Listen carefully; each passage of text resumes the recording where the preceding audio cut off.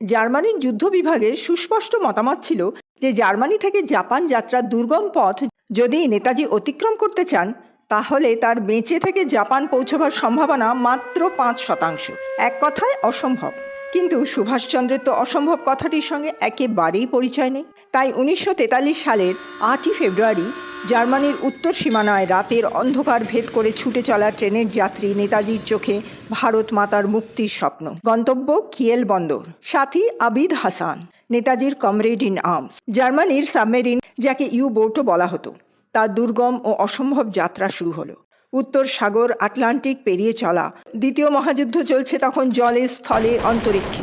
শত্রুর ডুবোজাহাজ মাইনের বেড়াজাল ভেদ করে তাদের যুদ্ধজাহাজ আর র্যাডার যন্ত্র দৃষ্টিকে ফাঁকি দিয়ে চলল ইউবোট। যে কোনো সময় ঘটতে পারত দুর্ঘটনা।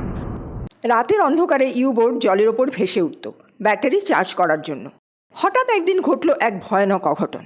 চালকের ভুলে অসময়ে জলের ওপর ভেসে উঠল ইউবোট, আর সামনে পড়ল কালান্তক জমের মতো আমেরিকার যুদ্ধজাহাজ। সেই জাহাজ ভয়ঙ্কর বেগে ধেয়ে এলো ইউবোটটিকে ধাক্কায় টুকরো টুকরো করে দেওয়ার জন্য। ডুবোজাহাজে জলের তলায় যেতে সময় লাগবে 1 মিনিট, আর তারই মধ্যে হয়তো ধাক্কায় ইউবোটে বিস্ফোরণ ঘটবে। বিপদের ঘণ্টার ধ্বনি বেজে চলেছে ডুবোজাহাজে। সকলে পাগলের মতো ছুটোছুটি করছে। আবিদ হাসান ভয়ে আশঙ্কায় পাথরের মতো বসে আছে। টাইপরাইটারের ওপর তার হাত থেমে গেছে। নেতাজি তাকে বললেন, আমি 2-3 বার বললাম, টাইপ কেন হচ্ছে না? তার দীপ্ত মুখশ্রীতে ভয়ের লেশ মাত্র নেই। এক পলকের জন্য ইউবোটটা বেঁচে গেল। সবার প্রাণ রক্ষা হলো। সমস্ত নৌসেনা ও অফিসারগণ সেদিন নেতাজির নির্ভীকতা ও ব্যক্তিত্বের প্রতি তাদের গভীর শ্রদ্ধা প্রদর্শন করেছে।